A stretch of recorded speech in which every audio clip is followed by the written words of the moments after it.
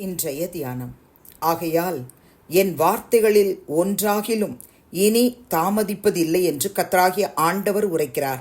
நான் சொன்ன வார்த்தை நிறைவேறும் என்று கர்த்தராகிய ஆண்டவர் உரைக்கிறார்.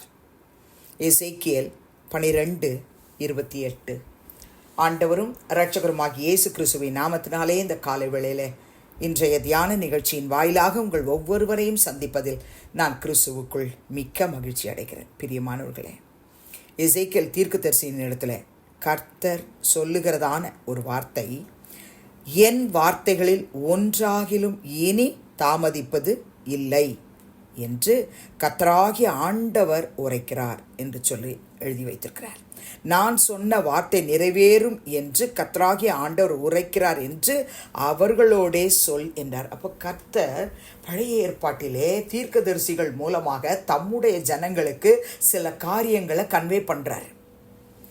எல்லா ஜனங்ககிட்டையும் சொல்லு, என் வார்த்தைகளில் ஒன்றாகிலும் இனி தாமதிப்பது இல்லை, எல்லாமே ஆன் டைம், இன் டைம் நிறைவேறும் அப்படின்னு நான் சொன்னேன். கர்த்தராகிய ஆண்டவர் உரைக்கிறார் அப்படின்னு நீ அவங்க கிட்ட சொல்லுன்றார். இன்னைக்கு கர்த்தர் சொல்றாரு, என்னுடைய வார்த்தைகளில் ஒன்றாகிலும் தாமதிப்பது இல்லை.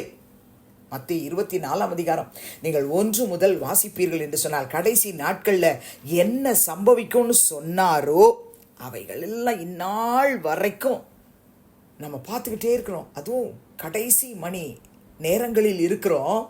அவருடைய வருகைக்கு முன்பாக நடக்க வேண்டிய காரியங்களை கர்த்தருடைய ஆவியானவர் நமக்கு துல்லியமாக எழுதி வைத்திருக்கிறார். அது அப்படியே இன்னைக்கு நிறைவேறி கொண்டிருக்கிறத பார்த்து கொண்டிருக்கிறோம் இல்லையா? ஒன்றாகிலும் தாமதிப்பது இல்லை. நான் சொன்ன வார்த்தை நிறைவேறும், தாமதிப்பது இல்லை, அது நிறைவேறும். அவருடைய வார்த்தைகள் கட்டாயம் நிறைவேறும். பிரியமானவர்கள், இதே எசேக்கியேல் 12 23 25 வரைக்கும் உள்ள வசனத்தை வாசிக்கலாமா? ஆகையால் நீ அவர்களை நோக்கி, மனுபுத்திரனே, நீ ஜனங்களை நோக்கி என்ன சொல்லணும்னா, கர்த்தராகிய ஆண்டவர் உரைக்கிறது என்னவென்றால், அவர்கள் இனி இஸ்ரவேலிலே இந்த பழமொழியை சொல்லி வராதபடிக்கு நான் அதை ஒழிய பண்ணுவேன். நாட்களும் எல்லா தரிசனத்தின் பொருளும் சமீபித்து வந்தன என்று அவர்களோடே சொல்லு. இஸ்ரவேல் வம்சத்தாரின் நடுவில் இனி சகல கள்ள தரிசனமும் முகஸ்துதியான குறி சொல்லுதலும் இராமற் போகும். இஸ்ரவேல் வம்சத்தார் நடுவில் அதெல்லாம் இருந்துச்சு, ஆனா இனி கள்ள தரிசனம் செல்லாது, முகஸ்துதியான குறி சொல்லலும் இருக்காது. நான் கர்த்தர், நான் சொல்லுவேன், நான் சொல்லும் வார்த்தை நிறைவேறும், இனி தாமதியாது. கலக வீட்டாரே, உங்கள் நாட்களிலே நான் வார்த்தையை சொல்லுவேன், அது நிறைவேறவும் பண்ணுவேன் என்று கர்த்தராகிய ஆண்டவர் உரைக்கிறார் என்று சொல் என்றார்.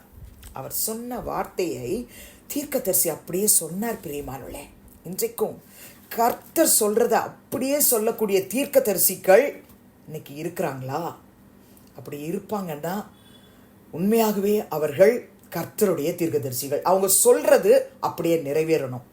அவங்க ஒன்று சொல்ல, தேசத்தில் ஒன்று நடந்து முடிஞ்ச பிறகு இதைத்தான் சொன்னேன்னு சொல்ல, அப்படிப்பட்ட கள்ள தரிசனங்கள்லாம் அது கர்த்தர்கிட்ட இருந்து வரலன்னு அவர் தெளிவாக சொல்றார். அவர் சொன்னா அது தாமதிக்காது, நிறைவேறியே தீரும். நீங்க எரேமியா 4 7 வாசித்து பாருங்கள். உன் தேசத்தை பாழாக்கி விடும்படிக்கு சிங்கம் தன் புதரிலிருந்து எழும்பி ஜாதிகளை சங்கரிக்கிறவன் தன் ஸ்தானத்திலிருந்து புறப்பட்டு வருகிறான். உன் பட்டணங்கள் குடியிராதபடி அழிக்கப்படும் என்கிறார். அவர் சொன்ன மாதிரியே எரேமியா தீர்க்கதரிசி மூலமாக கர்த்தர் என்ன தம்முடைய ஜனங்கள் சொன்னாரோ அது நிறைவேறிற்று. நீங்க 44 எரேமியா தீர்க்கதரிசன புத்தகம் 44:28 வாசித்து பாருங்கள். ஆனாலும் பட்டயத்துக்கு தப்புகிறவர்கள் எகிப்து தேசத்தில் இருந்து யூதா தேசத்துக்கு கொஞ்சம் பேராய் திரும்புவார்கள்.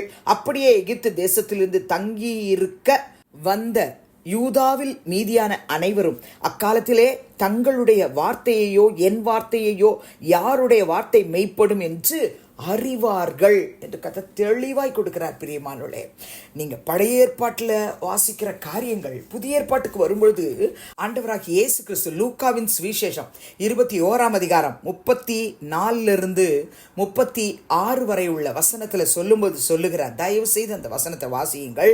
உங்கள் இருதயங்கள் பெருந்திண்டியினாலும் வெறியினாலும் லௌகிக கவலைகளினாலும் பாரமடையாதபடிக்கும் நீங்கள் நினையாத நேரத்தில் அந்த நாள் உங்கள் மேல் வராதபடிக்கு எச்சரிக்கையாய் இருங்கள். அவர் சொல்ற நாளை குறித்து இங்க நம்ம வாசிக்கிறோம். 35-36 சொல்றாரு, பூமி எங்கும் குடியிருக்கிற அனைவர் மேலும் அது ஒரு கண்ணியை போல வரும். ஆகையால் இனி சம்பவிக்க போகிற இவைகளுக்கெல்லாம் நீங்கள் தப்பி மனுஷகுமாரனுக்கு முன்பாக நிற்க பாத்திரவான்களாக எண்ணப்படுவதற்கு எப்பொழுதும் ஜெபம் பண்ணி விழித்திருங்கள் என்று சொல்லி ஆண்டவராக இயேசு கிறிஸ்து கூறுகிறார். அப்போ கர்த்தருடைய வருகை மிக மிக சமீபம். அவர் சொன்னதெல்லாம் தாமதியாமல் நிறைவேறி கொண்டிருக்கிறது. அவர் சொன்ன வார்த்தைகள், இயேசு கிறிஸ்து சொன்ன வார்த்தைகள் அப்படியே நிறைவேறி கொண்டிருக்கிறது. அந்த கடைசி மணி நேரத்தில் நாம் வந்திருக்கிறோம். அப்போஸ்தலனாகிய பவுல் 1 தெசலோனிக்கேயர் 5:2-3 எழுதும் பொழுது கர்த்தருடைய நாளை குறித்து சொல்லும் பொழுது, இரவிலே திருடன் வருகிற விதமாய் கர்த்தருடைய நாள் வரும் என்று நீங்களே நன்றாய் அறிந்திருக்கிறீர்கள். சமாதானமும் சௌக்கியமும் உண்டென்று அவர்கள் சொல்லும்போது கர்ப்பவதியானவளுக்கு வேதனை வருகிறது போல அழிவு சடிதியாய் அவர்கள் மேல் வரும், அவர்கள் தப்பி போவதில்லை. கர்த்தருடைய நாள் மிக சமீபமாய் இருக்கிறது. கர்த்தருடைய பிள்ளைகளே, அந்த நாளிலே நீங்களும் நானும் அவருடைய வருகையிலே எடுத்துக்கொள்ளப்பட வேண்டும் என்று சொன்னால் அவர் என்ன வார்த்தைகளை சொல்றாரோ அது நம்முடைய வாழ்க்கையிலே நிறைவேறியே தீரும். ஆகவே நாம எல்லாரும் கர்த்தருடைய வருகைக்காக விழிப்போடு, ஜெபத்தோடு, பரிசுத்தத்தோடு, ஆயத்தத்தோடு காத்திருக்க வேண்டும் என்று கர்த்தர் சொல்லுகிறார். அவருடைய வார்த்தைகள் ஒன்றாக இனி தாமதிப்பது இல்லை. அவர் சொன்ன வார்த்தை நிறைவேறியே தீரும். கடைசி மணி நேரத்தில் இருக்கிறோம். நம்ம 1 தெசலோனிக்கேயர் 5 வாசிச்சது போல கடைசி மணி நேரத்தில் இருக்கிறோம். எந்த நாள்ல, எந்த நேரத்தில், எந்த நாழிகையில் அவர் வருவார்னு தெரியாது பிரியமானவர்களே. நம்ம தப்பித்து கொள்ளணும்னா அவருடைய வார்த்தை கீழ்ப்படியணும். நன்றி சொல்லி ஜெபிக்கலாமா? பரிசுத்தமுள்ள பிதாவே, இயேசுவின் நாமத்தில் உடைய சமூகத்துக்கு நாங்கள் வருகிறோம். எசேக்கியேல் 12:28 படி நீர் சொன்ன எல்லா வார்த்தைகளும் தாமதியாமல் நிறைவேறி கொண்டிருக்கிறதுக்காய் ஸ்தோத்திரம். ஆண்டவரே, நம்முடைய வருகைக்கென்று நாங்கள் எல்லோரும் ஆயத்தப்பட ஜெபத்தோடு காத்திருக்க 5 கன்னிகைகளைப் போல தீவட்டிகளோடு என்னையோடு கூட காத்திருக்க உதவி செய்யும்.